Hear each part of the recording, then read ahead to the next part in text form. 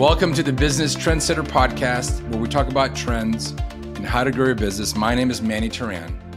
And I'm Adam Hartung.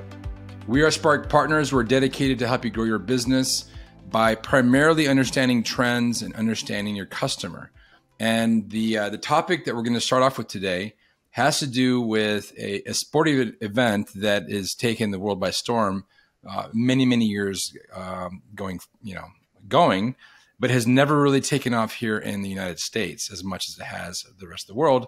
And that, of course, is the World Cup, FIFA World Cup. I happen to have two children that are half Argentinian.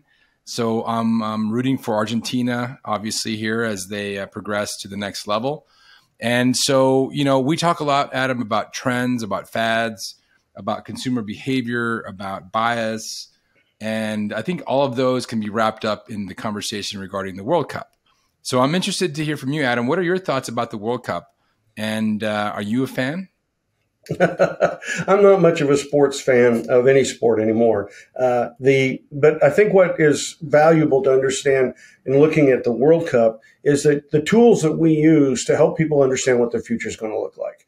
And the fact is that there's a lot of data in the world, and that data can use very effectively to develop scenarios about the future.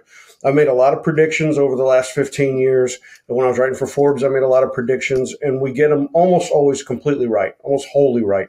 We rarely miss. And that's not just because we're brilliant. It's because we know how to apply these tools, the tools that we make available to all of our listeners.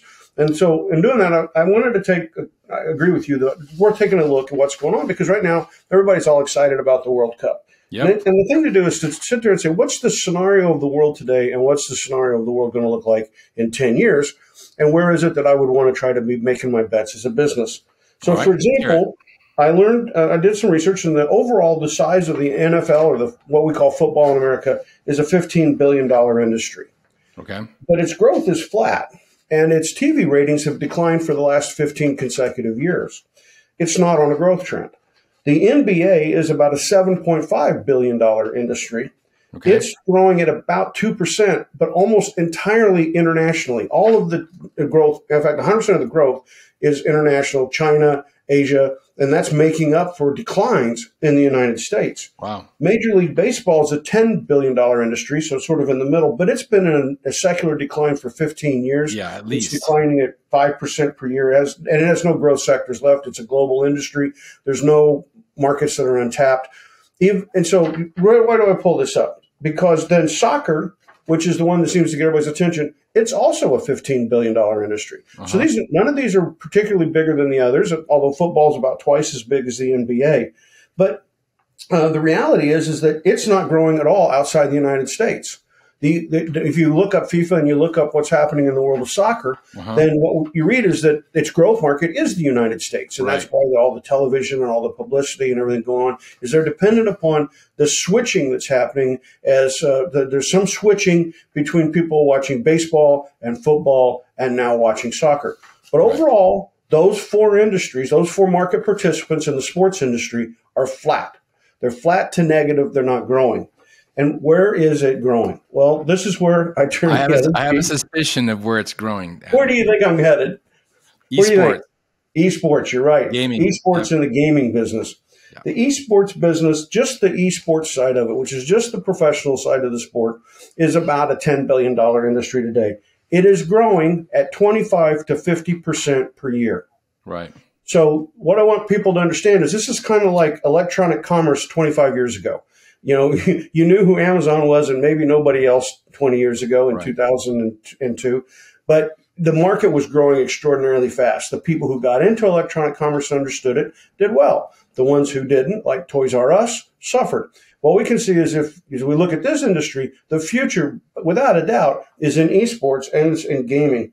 Well, why? Because you have machines, you have stations, you have handheld devices, you have games, then you have in-app cash flow, you have players, and you have endorsements. So let's go take a look at kind of how that stacks up. In the team sports, the highest paid professional is this guy Messi, who plays for Argentina now, and he's the highest paid athlete in the world. But I want you to understand how this works. He makes a salary of $75 million, highest in the world. But his Endorsements are 55 million. Mm-hmm. So we rely on endorsements in a big way. LeBron James makes 41 million as a salary. He makes 80 million in endorsements. Steph Curry makes 46 million as a salary, 52 million in endorsements. Tom Brady makes 32 million as a salary, 52 million in endorsements. Conor McGregor, the mixed martial arts guy, I'm trying to kind of cut across all sports, 22 million last year. He didn't make the top 100 this year, but last year he made 22 million salary and 158 million in endorsements. Roger Federer, now we're taking a look, turn to tennis. Roger Federer in 2021 made $300,000. He made 90 million in endorsements.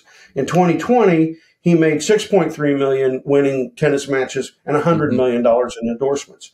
Tiger Woods, of course, he's at the end of his career now, but in 2020, that's his last year that he had good numbers. He had 2.3 million in winnings. He had 60 million in endorsements. So what we see is that the people that are participating are capturing more money than the owners.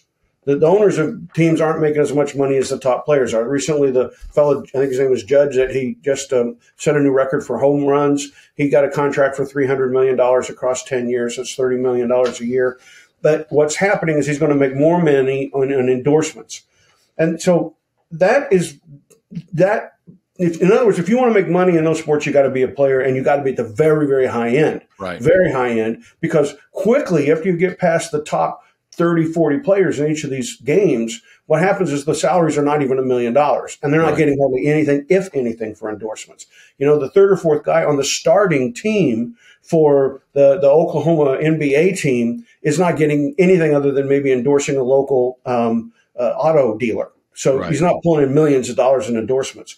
Well, I want to compare that to what's happening in the esports world. Okay. In the esports world, the top players make about $3 to $10 million per year in gaming revenue. That we can pull. It's hard because there's so many different tournaments. There's a lot of tournaments that don't get reported, and the data is not real good. It's not real clean. So it's a pretty big gap, 3 to 10 million. But what we do know is there's well over 200 players that make over $1 million a year today. Well over 200. There are thousands, literally thousands and thousands, who make over $100,000 per year.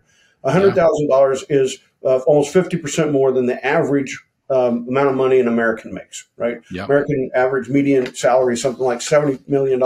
It's hard to get the good number, but somewhere between 250,000 and 800,000 people making $100,000 a year in esports. And there are literally dozens of billionaires who have gotten into the esports world, into the gaming world. Oh, yeah, for sure. They've done games, they've put up tournaments, they've put on events, they've set up things like the Luxor, which is an e-gaming stadium, so that there are literally dozens of billionaires in this. And again, it's growing at 25 to 50% per year. So when you take a look at it, it's a $200 billion industry overall. If you take all the games, all the participants, all that, it's a $200 billion industry. It dwarfs what's going on in team sports. Yeah, and I would say, if you look at a kind of a bellwether, kind of a canary of what's happening in trends, I kind of always zero in on this, is just look at what a 15-year-old is doing. This day. What do they want to do? Right. My boys, they love sports. They love tennis, but they love video games way more. Yeah. And these companies that they the brands, the Valorant, and for a while it was this. It's constantly something else they're playing, right? They're always trying to they're on their own trend to be the top of their game, of a particular game. And it's just massive. They want to spend all this time, all this money on equipment, and if you're not tapping into the market, it's just ridiculous. Well, and let's take a look at it that way as a business. Again, one of the appeals of team sports is that can you sell equipment, right? So if you in basketball, you're trying to sell people uniforms that they wear every day, right? Make up uniforms of what the players wear. But they're selling basketballs and basketball shoes, right? Golf, people love the golf industry because you've got all these clubs and balls and cleats and bags and all this other accessories that you can sell along into the sport. Tennis, as you said, you have tennis balls, you have rackets, you have equipment that can go along with the business. And that it makes it somewhat interesting, as a growth business, but that is dying. And it's dying because the average age of an NFL fan is 56. The average age of an Major League Baseball player is also 56 to 57. And the average age of an NBA player is close to, fan. I'm saying wrong words. Yep. Yep. It's fans, right? The average age of an NFL fan is 56. The average age of a Major League Baseball fan is 56 to 57. And the average age, median age of an NBA fan is 48. Okay? What is the average age of a gamer, right? It's down there. It's really more like 22 to 34. What's happening is in those traditional sports, including golf, for sure golf, but also tennis and these team sports, is that people are dying. People are getting older. People in their 60s and 70s, and they don't, they're not spending that kind of money. Even a golfer who might have been an avid golfer 15 years ago at the age of 50, once he turns 65, he's may buy one golf club, buy a new driver or a new putter a year, but the consumption goes way down, and they don't have new young people coming into the game.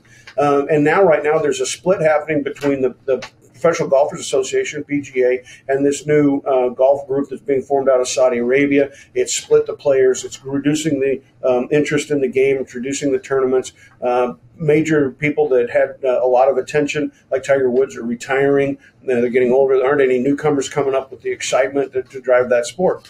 Whereas when we take a look at the consumption of gaming, 65% of people over age 18 participate in gaming. Mm-hmm. So that's an ancillary market where you can sell more stuff. 71% of people under the age of 18 game. 71% regularly game. Yeah, I believe that. Now, over age 55 is 15% of the market. 85% of the marketplace is under the age of 55. So where would you rather put your money? Out there trying to sell NFL jerseys and footballs and golf balls? Right.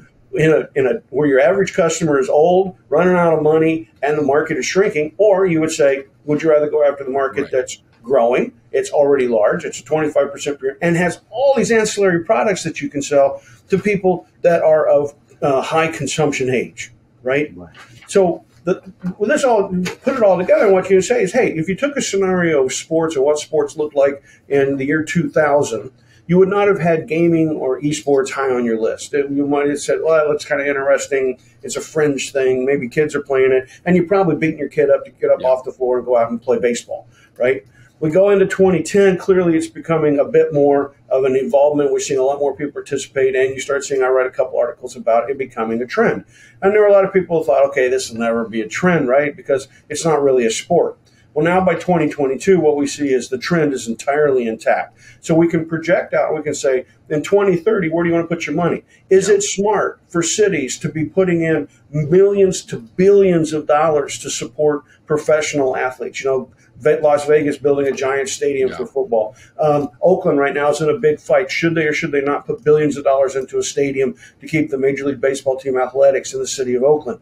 If you look at the statistics, you would say that is not a good bet. Unless you have a really good alternative use for that facility, it's not a good bet. Now, in Vegas, what they sold was that when they're not using it for Major League Baseball, they were going to get a lot of FIFA games. A lot of teams from Mexico were going to come up and play, and they said, we can keep the box filled. But you can't say that in Oakland. You can't say that you're going to fill this up with soccer games because it's just not that big of a sport. It's growing, but it's not growing anywhere near that fast. So what would you want to do? I would say be careful, cities. Be careful, states. Be careful about throwing money against these team owners. Be careful about throwing money against these teams and these stadiums because it's not likely to be a good impact. Chicago right now is looking to move. The Bears are saying they're going to leave the city of Chicago and move to a suburb called Arlington Heights, taking over a facility that used to be a horse track. And you say, okay, people of Arlington Heights, you're all excited about this because you're a suburb and you're going to get a major league team. But at the same time, what's going to do to your tax base? And what happens if attendance keeps declining as it has been?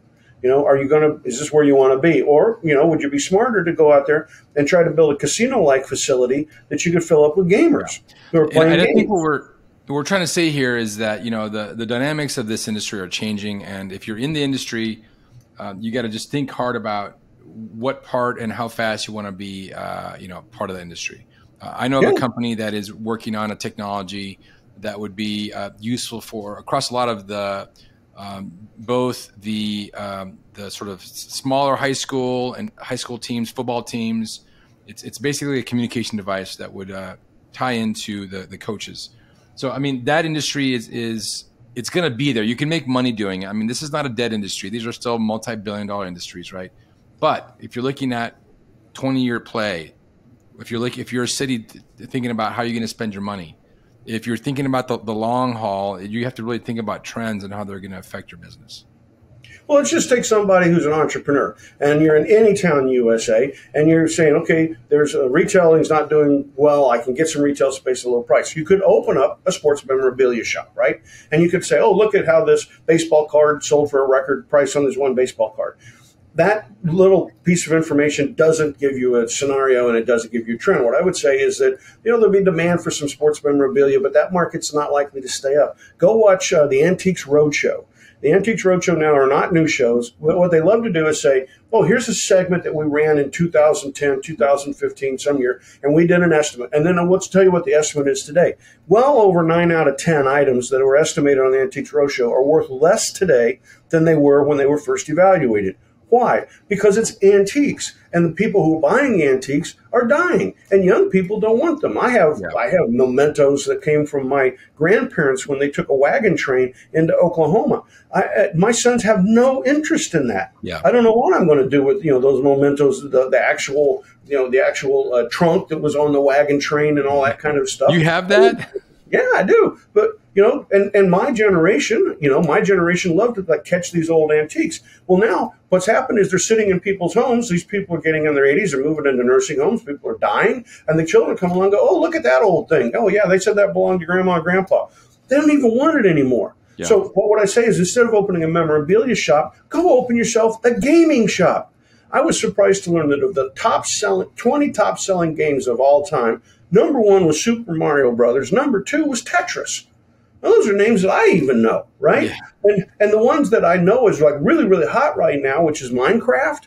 It hasn't made it into the top 20 yet. So that tells you that there's all these games out there. One of the reasons the industry is so big is there's all these different games. Some of them don't ever make it to big-time competition, but they are revenue generators. And so you can sell people the machines. You can sell them the games. You can sell them the books and the videos on how to be better at the games. And then there's the in-app sales that you can get your hands on. So don't go open a memorabilia shop. Go open a gaming shop.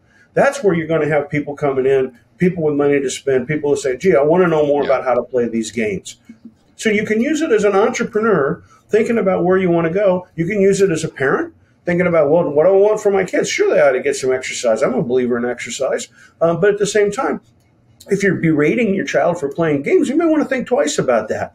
In fact, I did a little bit of research that showed that the military today, one of the tests you can take as you're joining the military is using video games, because a lot of the military is, it's drones. Yeah. And it's automated. It's like a modern factory, In the old days, the factory was people getting grease on their hands. Now they run robots, and they tell robots what to do. Modern warfare, to some extent, involves these people out there on the front lines getting shot at, and that's bad. But an awful lot of this happens in a different environment, and these people that are good at gaming are able to manage that environment. And if you had a child who was interested in a military career, would you rather have them carrying a gun on the front line, or sitting someplace that's considerably safer, operating a drone or some other piece of automated equipment, or writing artificial intelligence code to try to be smarter about how you would fight the enemy in the military?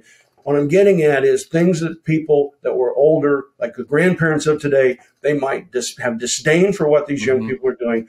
It is wrong. It is wrong to do that, because they are likely building the skill sets that will help them to be very, very successful in 2030, 2035. Well, just remember back, history will tell us that when the telephone was widespread or beginning to grow, or, the electricity in the home. I mean, these are all things that the older generations were pushing back on. We don't need this. We don't need that. I mean, we've talked about the Henry Ford thing so many times about the faster horse and all that. And it's kind of happening now. And as the kind of bridge generation, for me at least, being a Gen X, halfway between the boomers and the new generation Z, or whatever they're called, I can see sort of both sides. I played video games when I was a kid. I don't play video games now, but I know people in my age that do play video games. But my kids, what do they want for Christmas? They want more equipment to build their rigs, a bigger monitor. They want time. They want all this. And unfortunately, quote unquote, unfortunately for me, because I'm in that bridge generation, I want them to get out and get exercise. I want them to stay, to be active outdoors. So for me, we're a hunter family. We hunt. So that's my answer is I'll provide them with stuff for hunting, but I also give them some time and some equipment for their rigs. What this also tells us is it's going to have a big impact on education. We grew up in a world in which it was sit, study, and take a test. And most of us didn't enjoy the lectures, and most of us didn't enjoy sitting and reading the dry material out of a book. And then we often found it difficult to take the test, right? Some people are better at testing than others based upon how their minds work and recall. But it was a straightforward system. Looking forward, that's probably not how education is going to be the most effective. We'll start learning how to take the things you need to know, like history, like civics, which isn't even taught in many schools and desperately needed today, and even mathematics and physics and principles of engineering. We could take and put that into a different environment where you interact with the data in a different way, similar to how gaming presents data to you. Look at the details that people can remember of a game long into the game. They play it day after day, week after week, and they get these details and they remember them, and they can line them up so that the people in the front guard of education will be out there saying, how do I create a learning environment that's more like that, that's more involved? And that could lead you not only to the straightforward gaming that we might do on a simple device today, like a mobile, but also into the metaverse and how those Oculus tool sets could be helpful. If you're able to study, say, the history of you're taking Arizona history in high school, and you could have an ability to go to a classroom where you put on an Oculus headset, and what happened was you watch different video reels of people coming to Arizona. There'd be the indigenous people, and then it'd be the first wave of immigrants, and then the railroads, and the second wave of immigrants. Maybe the story of how the Spaniards came in, even before the first wave of immigrants. But you put that into an environment on an Oculus headset where somebody feels like they've immersed in it, their recollections are going to be very, very different than how trying to read it in a book, create imagery in your mind on your own, and then recall it later, right? That's the wave of the future. And so all we did is we started off here talking about what? We started talking about whether or not NFL, NBA, and Major League Baseball will growth, and they're not. Well, what's replacing in esports? And where has this now led us to seeing a different 2030 that's going to have people operating differently, behaving differently because of gaming and the growth of the gaming industry? And that's not going to spill over into retail. It's going to spill over into education. It's going to spill into a lot of businesses. Use those scenarios to think about as an entrepreneur, where would you want to invest? If you have a passion for education, if you have a passion for having some sort of a small retail shop, then use this scenario to guide where you go, not what your grandparents or your parents recommend based upon some data that they picked up 40 years ago. Yeah. The whole market's changed, and you've got to be wise and you have to be nimble. And above all else, you've got to be focused on the trends and where they're going. I went into a bespoke shop the other day that sells men's accessories in a kind of an obscure place. And I thought to myself, how does this guy survive? He had some nice clothes, he had some nice jewelry, other things, all like men's stuff. And I asked him, I went up to him, like, how's business? He goes, it's fantastic. I looked around, there was nobody in there. And I said, really, it's going very well? He goes, yeah. He says, how much do you sell here in the store? He goes, well, this store is just where I keep my inventory and I hang out during the day. I sell 95% of my stuff online. Oh, okay. That makes sense. That's why he's killing it. And he's killing it in a world in which the men's warehouse is going broke and all the traditional guys are going broke because they had to demand, they needed people to walk in, buy 4 sport coats a year, buy a couple dozen neckties every year, buy a dozen dress shirts every year, a dozen pairs of slacks, all that kind of stuff. Right. And we don't. I mean, I got invited last Saturday. I had to go to a dinner and I had to wear a sport coat. And honestly, I had to hunt for it to find it. I hadn't had it on in over a year. And it didn't fit, to be honest. I mean, I felt kind of embarrassed because I gained weight and it didn't fit very good. But as I was doing it, I was kind of like, well, why didn't you do this on Thursday? Why didn't you figure this all out? And the reason was I didn't want to do it. And so as I was wearing this sport coat that was clearly too tight, I was sitting there thinking to myself, am I going to go buy another one for $600 or $700 to wear once a year? The world has changed, and I'm in a place where I'm not sure I'm going to do that. I think next year, if I get invited to that event, I may not go if I have to wear a sport coat. I may just say, it's not worth it to me. So this gentleman, he's filling up that need where the traditional guys are going away. There are still needs. You need a sport coat because of the kind of work you do. You need suits every once in a while. There's a lot of people who need that. If they can get the bespoke stuff from this fella and they can do their ordering online, then they don't have to go to Men's Warehouse to get an average looking suit and made in an average way that only fits them in an average way. They're going to go to this guy, right? Yeah, I'll put that call again out to everybody. If you're interested in learning about all these trends that are happening, we've got a great resource. You can just email Adam or I. We'll get back to you. It's a list. It's a trend report 2030. It basically lists the top 66 trends that really show you what's happening in the world, where things are going. One of those is the individualization, personalization, how we want to have things our way. And if your company is supporting that, then it's going to be on a growth trajectory. If it's not, it's not. And anyway, I also wanted to take this opportunity to sort of talk about our tool. We've got 2 tools that you can use to really identify what these trends are, how to use them to grow your business. That, of course, is our course called Think Innovation. And we have another one called Unlock Growth. Take a look on our website, spend some time there. I want to also bring up another topic, Adam, which is a bit of a hand grenade. We've discussed this many times in other podcasts. It's still relatively polarizing, although now it's becoming clear to some of those diehard fans. And that, of course, is crypto. Crypto is very polarizing. You get all these hardcores that say this is the way of the future. And then in the other side of the polarization is everybody who doesn't really care or doesn't even know. And so I think you're the small minority that thinks it's a total fad. I tend to be more in the middle. I've always been clear about that. But the recent, FTX and the Sam Bankman-Fried, SBF there, that's been going on right now. So I wanted to reintroduce that into the conversation. In the next 5 minutes, we'll talk about what the implications are for your business and how you can be aware of these trends to grow your business. Well, in 2016, I said, if you're a small business person or a big business person or any business person, you don't want anything to do with cryptocurrencies, that they were a myth and they're a fad and they would go away. And of course, then at that time, Bitcoin was about the only one available and it was $4,000. We then launched off a whole bunch of extra ones and Bitcoin went up to $80,000. A lot of those are dead now. People who invested in those coins are gone, and Bitcoin is about 17,000. I'm saying it's 17,000 on the way back to zero again. And so why? What did I see in this? Why was I able to spot this as a fad rather than a trend?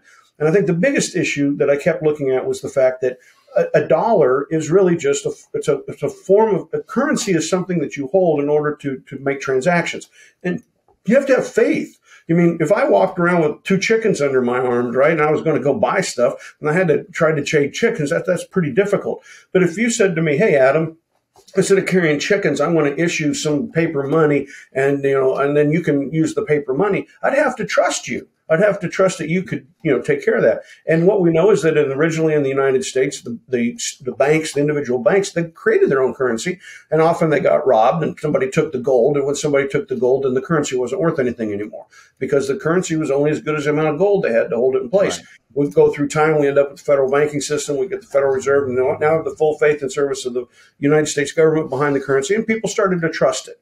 They trust it pretty good. And I'm like, why should I trust this Bitcoin thing? I mean, who's going to make sure that it's got value down the road, right? Mm-hmm. Who's putting up reserves behind this? Any kind of reserves. It could be, look, Amazon stock. They have reserves. They have cash. They have assets. They have sales. And that's why I think I want to hold Amazon stock because I say, I see where those assets and those sales efforts and their profits are going to make that piece of paper worth more money is because of what they're doing with it. Who's doing that with these currencies? And all I could hear about were young people, almost all of them under the age of 30, that were out there doing computer programming, that they were generating additional Bitcoins, and that there would be a limit on the number of Bitcoins. And I was kind of like, well, I don't want one, so why do I care if the limit is 50,000? I don't even want one of these things. Who's going to hold up and say that these Bitcoins or any cryptocurrency is going to be worth something down the road? And nobody was. Nobody was doing that. And I said, okay, you violated the fundamental principle here of what you need as a medium of exchange.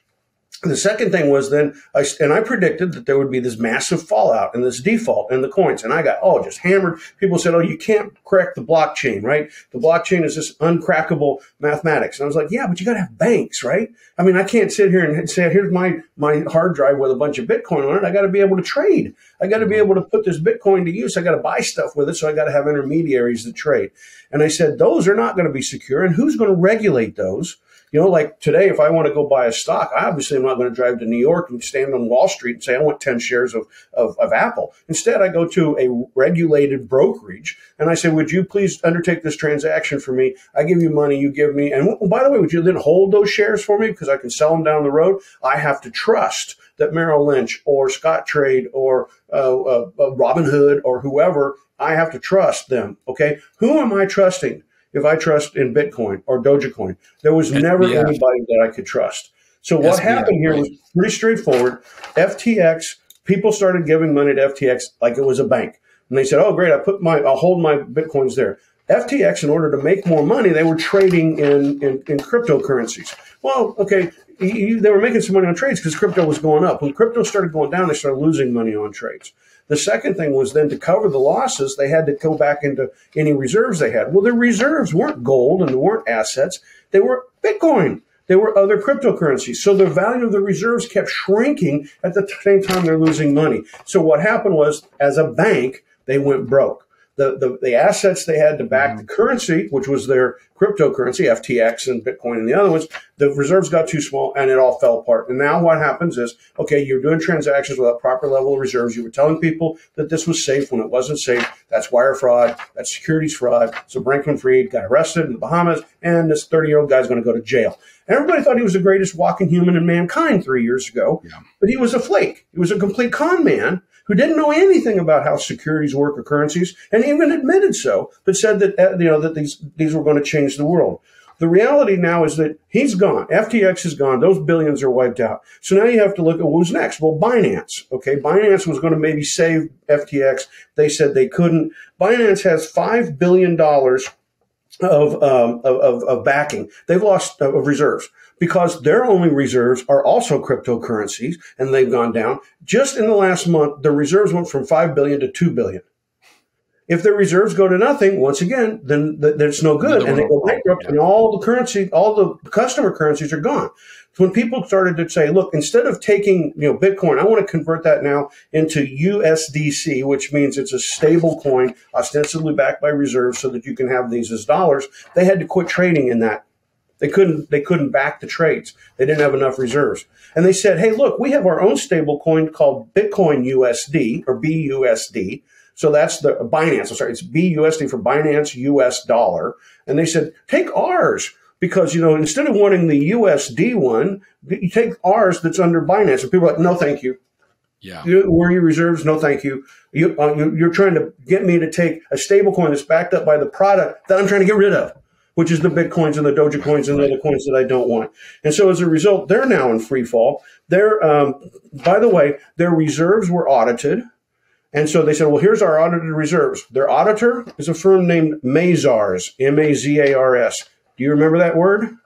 I do. That's the same firm that did the audit for Donald Trump's companies. And then after Trump left office and they came in and they said, oh, we want to take a look at these books, the people at Mazars said, you cannot rely on these books. They said, wait a minute, you did the audit. And they said, well, yeah, but no, you cannot rely on these books.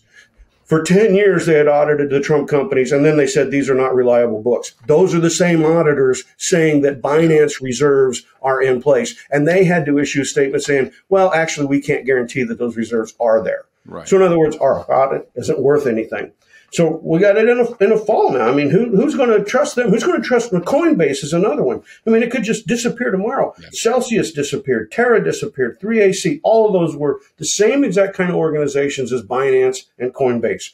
The reserves are walking away. They get all their money out of trading cryptocurrency. That revenue is dissipating because now that the values are down, people aren't trading cryptocurrencies anymore. The notes for these companies, the bonds they've issued, are selling for 50 cents on the dollars. That's the lenders saying, we don't think we're going to get our money back.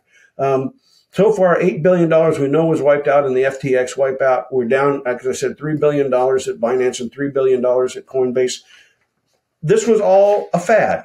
It was all a fad, and people who bid it up were not looking down the road saying, wait a minute, why would I want to quit using dollars and euros and yen? Why would I want to be doing all my transactions in this funny currency that is backed up by the full faith and credit of Sam Bankman-Fried, a 28-year-old know-nothing who doesn't have a degree in business or law or anything that would teach him about how currencies and economies work. And that's why we could say it's just the opposite of the discussion we had about esports. It was clearly set up to fail, and it's evident that it has failed already, and there's nowhere else for it to go but to continue to be problematic. And I would say anybody who's got any of that stuff, get as money out as fast as you can, get whatever percentage you can, because it's not rolling back. It's just not going to come back. The big institutions that put money into this, into the Coinbases, the pension funds, they are writing it off. And they're not coming back to prop the market up. And the government's not going to prop the market up. No. The U.S. government has no interest in trying to save Bitcoin. Nobody has an interest that has any resources, has an interest in saving these things. So it's the opposite side. But it's the same analysis. It's the same analysis of taking a look at the information around you and saying, is this a trend that's helping people go do something they want to do? Yes, in the case of gaming. No. In the case of these cryptocurrencies, nobody was doing something they'd never done before because they just had crypto. You know, they were trying to say it was a substitute for dollars and bonds and stocks, and it was kind of like, but what's wrong with dollars, bonds, and stocks? Why do I need to have this alternative that has no backing, these pet rocks? Why do I need those? And so very well said, Adam. We use this analysis to see the good, and we can use these scenario planning analyses to also recognize bad. Yeah, and I think a lot of this just has to have that cold shower conversation with yourself about the reality of things, and how do you understand the reality by looking in the lens of trends, looking at not just forward but across. So I think this is a very informative podcast, Adam. And what are your final thoughts before we log off today? Timing is important. This week we had the first example of nuclear fusion that was successful.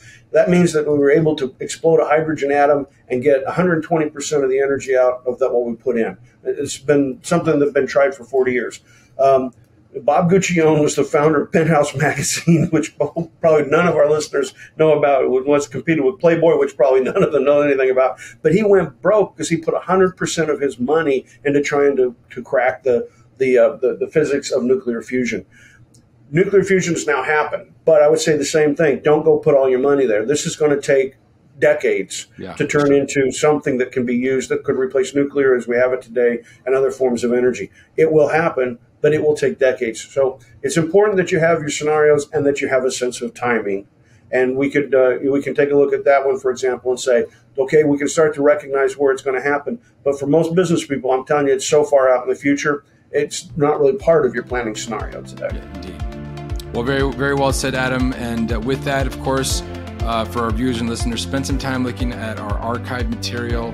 Spend some time on our website. You can also reach out to us at manny@sparkpartners.com, adam@sparkpartners.com. We'd like to interact with our base. And with that, we will have some additional things before the end of the year. And with that, Adam, cheers, and we'll talk to you later. Okay, thank you.